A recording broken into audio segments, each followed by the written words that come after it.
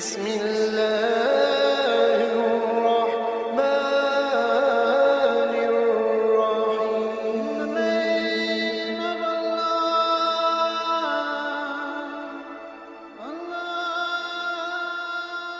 بسم اللہ الرحمن الرحیم.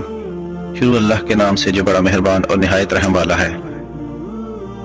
دجال کے بارے میں بہت سی احادیث ہیں، لیکن ایک حدیث میں ہمیں دجال کی صحیح جگہ کے بارے میں بہت سارے اشارے دیے گئے ہیں، اور یہ حدیث ہم سب نے بار بار سنی ہوئی ہے کہ ایک دن بھری محفل میں آپ صلی اللہ علیہ وآلہ وسلم کے پاس ایک عیسائی آیا اور اس نے اسلام قبول کر کے اپنا ایک واقعہ سنایا کہ میں اور کچھ لوگ عرب سے مشرق کی طرف روانہ ہوئے. ابھی راستے میں ہی تھے کہ اچانک سمندر کا موسم بدل گیا. ہماری کشتی اپنے راستے سے بھٹک گئی.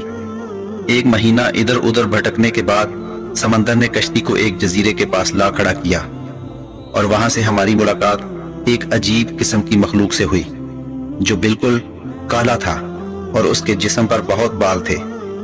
اس نے اپنا نام جساسہ بتایا. ہم نے اس سے پوچھا کہ تم کیا چیز ہو، کیا مخلوق ہو؟ اس نے بولا مجھے چھوڑو، وہ ادھر ایک مندر ہے جس میں ایک شخص تمہارا بہت شدت سے انتظار کر رہا ہے.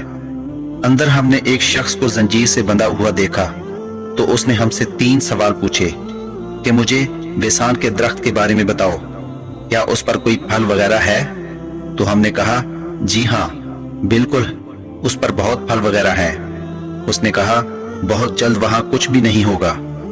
پھر اس نے پوچھا کہ مجھے تبریہ کی جھیل کے بارے میں بتاؤ، کیا اس میں پانی ہے یا نہیں؟ ہم نے کہا بالکل وہاں بہت پانی ہے. اس نے کہا وہ بھی بہت جلد خشک ہو جائے گی. اور پھر اس نے کہا کہ مجھے اس امی پیغمبر کے بارے میں بتاؤ، کیا کیا ہے اس نے اب تک؟ ہم نے کہا وہ مکہ سے نکل کر مدینہ میں آباد ہو چکا ہے. اس نے کہا کیا واقعی وہ یثرب مدینہ آ چکا ہے؟ یہ کہتے ہی اس نے کہا کہ میں بتاتا ہوں میں کون ہوں. اس نے کہا کہ میں دجال ہوں اور بہت جلد میں اپنی قید سے آزاد ہو جاؤں گا اور ہر علاقے میں جاؤں گا سوائے مدینہ کے. نبی کریم صلی اللہ علیہ وآلہ وسلم نے تمام لوگوں کو مخاطب کر کے کہا کہ اے لوگو، یہ ہے یثرب مدینہ. یہ جو کہہ رہا ہے مجھے اس میں سچائی نظر آ رہی ہے. یاد رکھو دجال شام کے سمندر میں ہے اور نہ ہی یمن کے سمندر میں. اپنے ہاتھ سے مشرق کی طرف اشارہ کر کے آپ صلی اللہ علیہ وآلہ وسلم نے کہا کہ دجال مشرق میں ہے، دجال مشرق میں ہے. اب سادہ سی بات ہے کہ مشرق کی طرف سفر کے دوران ان کی کشتی ایک جزیرے پر رکی تھی. اب ہم مشرق کی طرف جزیروں کا جائزہ لیتے ہیں. مدینے کے مشرق میں بحیرہ عرب ہے اور اس میں 4 جزیرے پائے جاتے ہیں. نمبر 1 لکشدیپ جزیرہ جو انڈیا میں ہے. دوسرا سکوٹرا آئی لینڈ جو یمن میں ہے.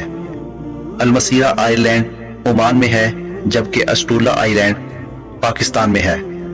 حدیث میں واضح بتایا گیا ہے کہ دجال یمن کے سمندر میں نہیں ہوگا، تو یہ 2 آئی لینڈ سکوٹرا اور المسیرہ نہیں ہے. رسول اللہ صلی اللہ علیہ وآلہ وسلم نے مدینہ میں جو مشرق کی طرف اشارہ کیا تو اس کی طرف ہم سیدھی لائن کھینچیں تو بالکل اسٹولا آئی لینڈ کے اوپر سے گزرتی ہے. اور جساسہ نے جب ان کو اس جزیرے میں مندر کی طرف بھیجا تو اس جزیرے پر کوئی نشانات ہونے چاہیے، لیکن انڈیا کے جزیرے لکشدیپ پر ایسا کچھ نہیں ہے. پاکستان کے اسٹولا جزیرے پر مندر موجود ہے، پر یہ تو 1450 سال پرانی کہانی ہے. مندر تو ابھی 40-50 سال پہلے بنا ہوگا. 2000 سال پرانا مندر، اور مندر بھی کس کالی ماتا کا، ہندوؤں کی سب سے خطرناک اور خوفناک دیوی، جو دکھنے میں بہت خوفناک اور جس کے جسم پر بہت زیادہ بال ہیں. ایسا ہی کچھ جساسہ کے جسم پر تھا. ان صحابیوں نے جس عجیب مخلوق کی بات کی تھی وہ بالکل ہندوؤں کے اس بھگوان جیسی تھی. لیکن اگر آپ آج اسٹولا آئی لینڈ جائیں تو آپ کو دجال نہیں ملے گا. دوستو دجال آزاد ہوا ہے کہ نہیں، اس کے بارے میں کسی کو معلوم نہیں. اس کے بارے میں صرف اللہ تعالیٰ ہی جانتا ہے. آج کی ویڈیو اچھی لگی ہو تو چینل کو سبسکرائب کریں اور اس ویڈیو دوستوں کے ساتھ بھی شیئر کریں. اللہ تعالیٰ آپ کا حامی و ناصر.